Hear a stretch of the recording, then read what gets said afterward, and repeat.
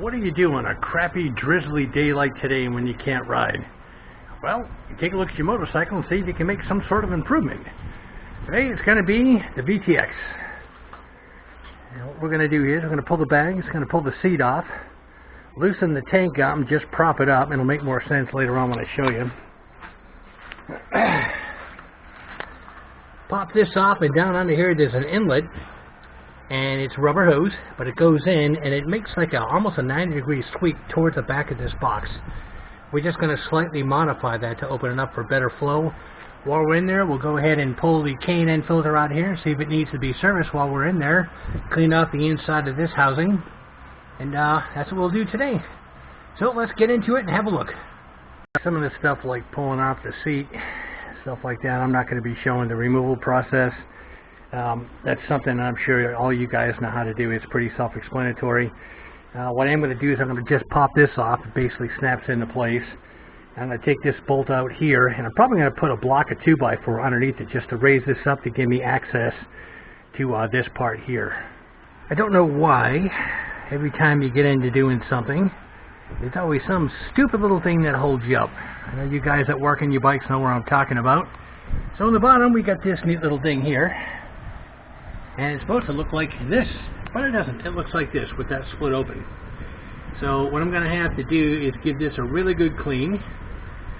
Probably fill it with 2-part epoxy, somehow shove the nutsert back into it, and then I think just to hold it while it's drying, I'm going to put a nice tie wrap on there and put it really on tight, and then hopefully that'll hold it in place when I'm done. But I really have to make sure I clean it out. It's the K&N, it's got oil.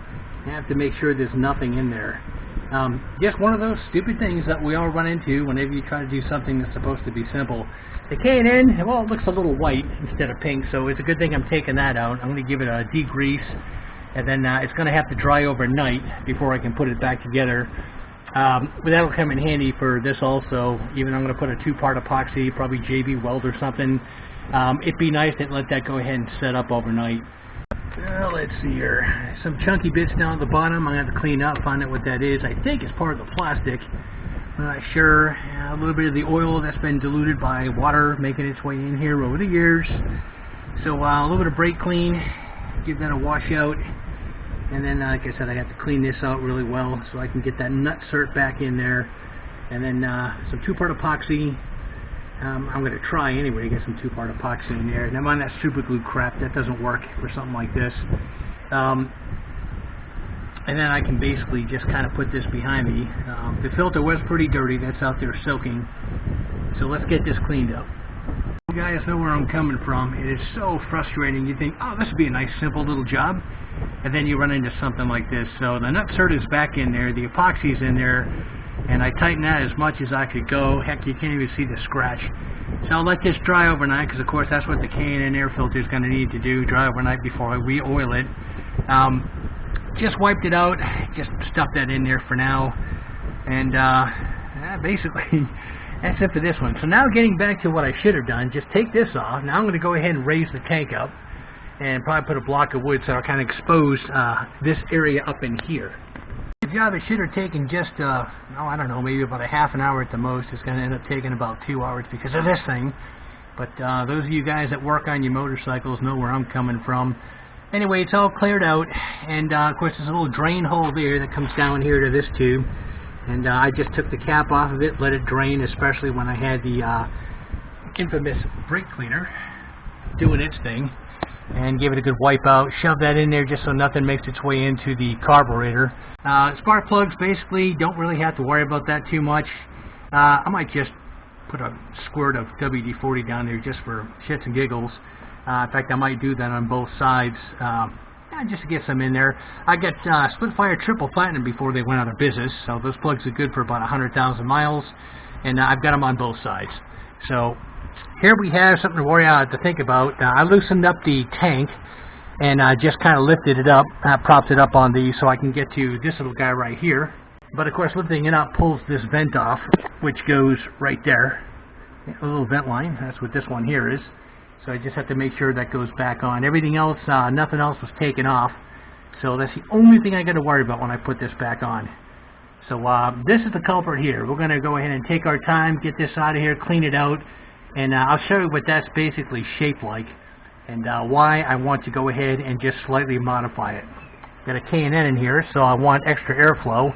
On the front of the box up in there's just kind of a square opening, but back here, I do want to keep that rubber thing. I just don't want to take it out, but I do want to modify it. So that's the whole idea behind doing this, and let's get on it. Okay, because this is a type of rubber, usually if it's out, I usually let it sit in some boiling water for a while just to get nice, soft, and pliable, but it's actually installed. So I'm going to use this glorified hair blower here. It's a heat gun, and that way it just shoots hot air, no open flames on this stuff, and just gently heat that area up to get it pliable. I can break the seal with a wooden dowel, and then try to go ahead and get that pulled out of there. But it makes it all pliable, which is, it's not that bad today, but it'd be nice if it was a bit softer so I can get it out of there. Alright, so with a little persuasion, I got the channel locks, got the dowel, plastic pry bar. I was able to get it out and the seal broken, which is right here. And basically, I'm going to have to use two hands to get this out. But let's see if I can get it out with one. Nope. Okay, so I'm going to need two hands to get that out of there, probably even the channel locks to pull it out. And then I'll show you guys what the shape of this thing is. So yank it on this thing, you can feed it out. So it kind of sits like this, right up against here.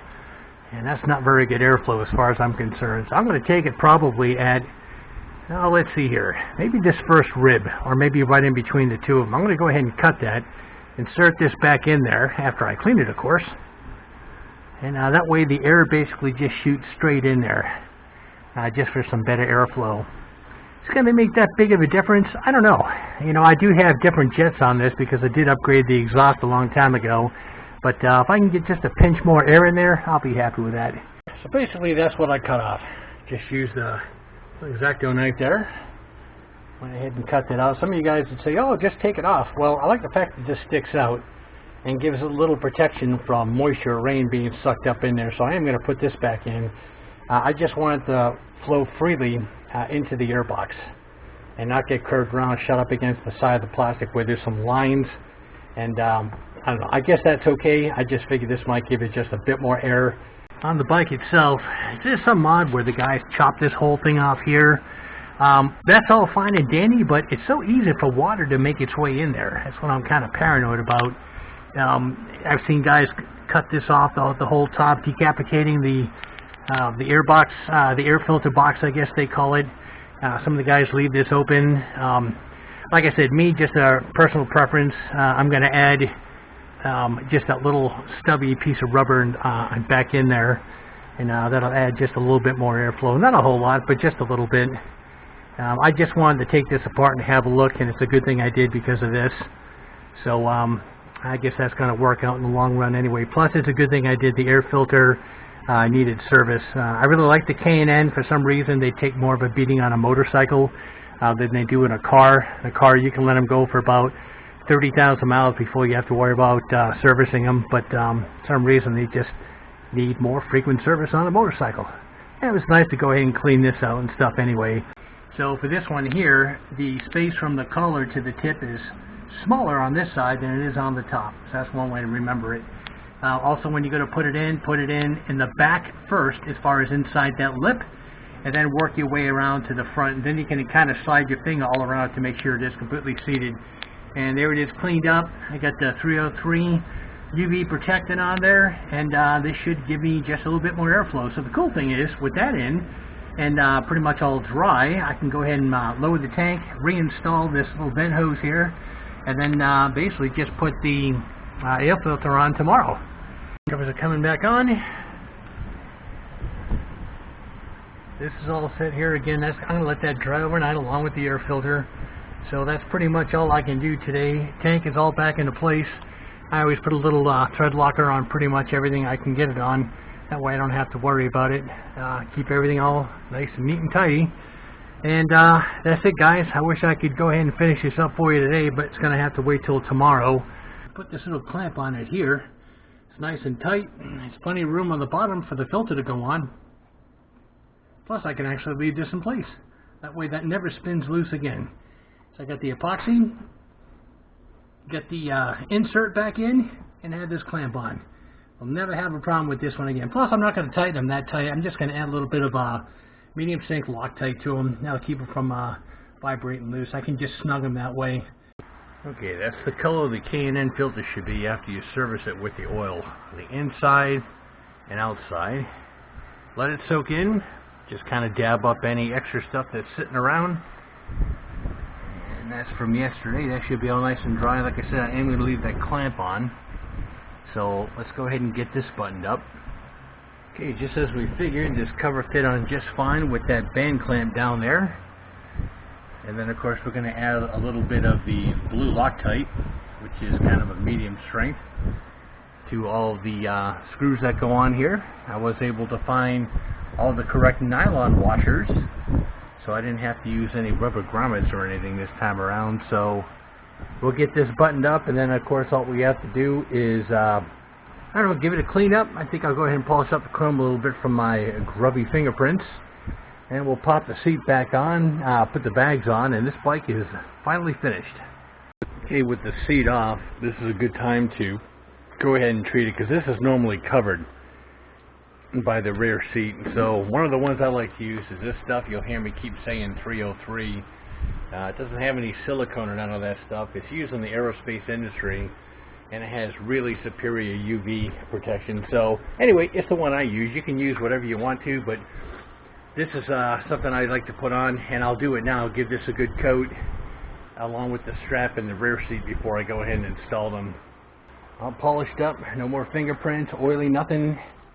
Seats have been treated. Next thing I like about this, it's not really shiny. It's kind of a semi-gloss finish, and it dries. You don't have to worry about any type of film.